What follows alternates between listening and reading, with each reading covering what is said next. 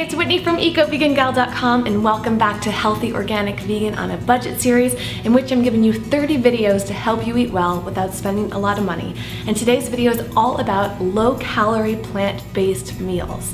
This was based on a request that I got for this topic and I thought it was a great thing to explore. Eating low calorie is something that a lot of people like to do to maintain their weight or maybe lose a little bit of weight. I do want to preface this by letting you know that I'm not a doctor or a nutritionist. This is all information that I've gathered firsthand experience and doing some research by reading books and various research on the internet and talking with dietitians and nutritionists. So I'm going to do my best to cover this, and it's mainly to give you some great meal ideas so that you know what to eat, because a lot of people just kind of feel stumped and overwhelmed when it comes to this topic.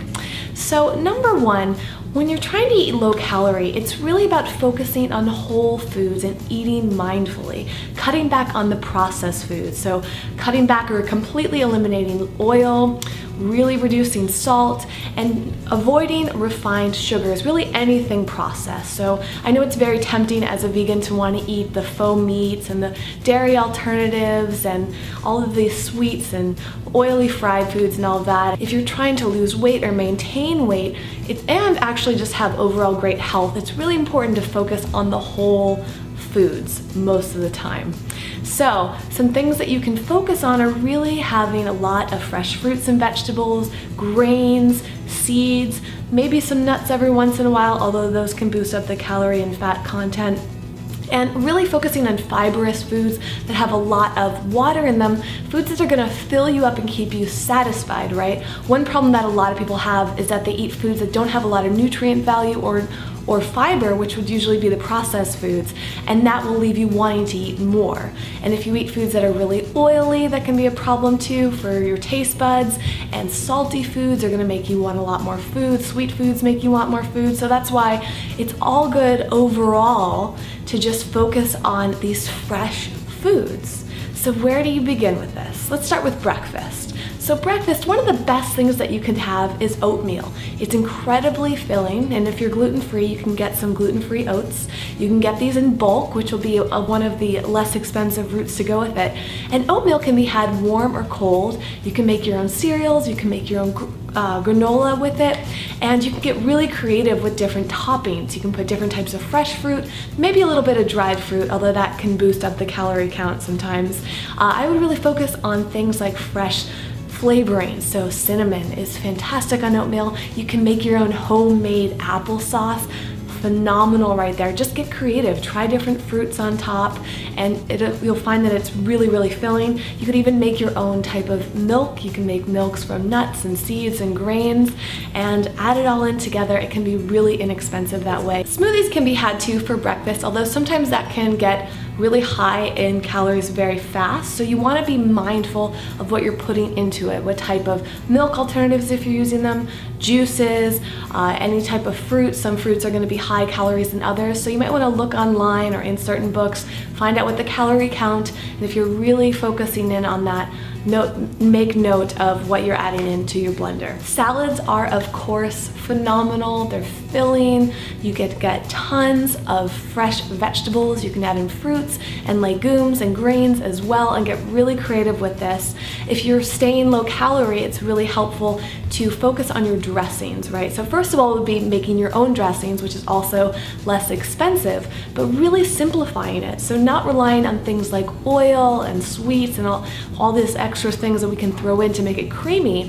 Focus just on the flavor of it. Really, the optimal thing is to focus on the flavor of the vegetables and the fruits themselves. So dressings are not entirely necessary, but something that can really help is just taking a piece of lemon and squeezing it on top, and you can sprinkle maybe a tiny bit of salt or maybe some garlic powder or some different spices that you like, maybe chop up some fresh herbs in there. Try to keep it super basic and add things into your salad that are naturally flavorful. Lettuce is really nice for a crunch factor, but it's not the most flavorful thing. So you might want to add in something like tomatoes, which can be bursting with flavor, right? Cucumbers don't have a ton of flavor in them, but they are very satisfying, they're crunchy. So just kind of try to pair things together. Things like like avocado can have a lot of fat content and can be expensive, so you might want to cut back, not use that too often, but maybe sprinkle in some fresh sunflower seeds or something like that. You can also add in grains and legumes, like chickpeas are phenomenal in salads, and they will make it super filling. Soups are so lovely, and I've talked about these a lot in this video series because they're so easy to make. They're very inexpensive. You can make them ahead and freeze them. So two of my favorite soups that are also low calorie are split pea soup, depending on the ingredients, right? You want to focus on the low calorie ingredients and not too much salt, as well as potato leek. Oh, it's so satisfying. Definitely try one of those two, but experiment with different vegetables and different legumes and different seasonings to boost up the flavor and have something really nourishing and filling. Burgers are a classic favorite for the plant-based diet, but a lot of people depend on frozen burgers, which can be expensive and have all sorts of ingredients that boost up the calorie content.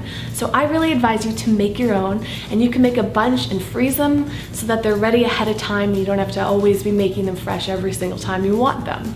And it's really wonderful to make the burgers based on oats and beans, like lentils can be really good and black beans can be really good in there. Really, all you need is your favorite legumes, some oats, and then your favorite spices and condiments. You can whip this up so fast, just mash it all up together, form them into patties and put them in the oven. There are tons of recipes online for you on that. And similarly, you could opt to make a meatloaf, which is very similar to a burger homemade. It's really basically the legumes and the oats and the spices in there. And again, look for some low-calorie plant-based recipes online. I really like pasta dishes, so I often have organic brown rice pasta in various forms like penne and spaghettis and all the different shapes and like shells in my pantry.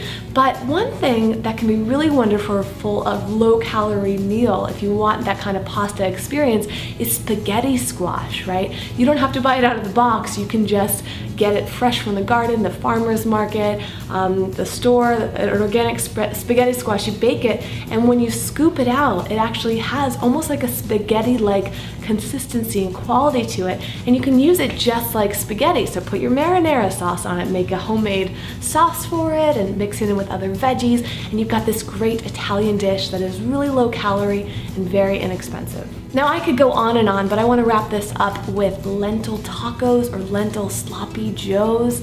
Again, these can be super basic. Just whip up a batch of lentils that you buy in bulk, add in your seasonings, and you can add them right into a taco shell, soft or hard, gluten-free or wheat, whole wheat based, and add in your favorite vegetables. You can do the same thing with sloppy joes, just play around with different flavors in there, make your own sauces for this. Super delicious, inexpensive, and low calorie, just like all of these dishes here. So now I want to hear from you. What are your favorite inexpensive, low-calorie, plant-based meals? What do you like to make, and what has helped you maintain your weight or trim down, keep yourself in great shape? And I do want to remind you, of course, that eating is only part of the equation. Exercising and moving your body on a regular basis is important, whether it's just taking a walk, going to yoga, going for a hike, a run. I also would love to hear what your favorite movement is, okay? Maybe you love to bike, or maybe you like to dance. What do you do on a regular basis to keep your body in shape along with a healthy diet? I can't wait to hear from you. Thank you so much for watching. If you found this video helpful, inspiring, and you liked it, give it a thumbs up. And if you have yet to subscribe to this channel, please click the subscribe button right here so you don't miss out on any of these videos. And speaking of videos for this series, if you want to get all 30 of these videos, click below in the description field and you'll get each of these videos directly to your email inbox. Thank you so much for watching. I will see you tomorrow. And until then, you can check out ecovegangal.com for more information about healthy, happy living. And be sure to find me on the social media networks, whichever is your favorite, so you can connect with me and other like-minded people. All the links to those social media networks are right down below.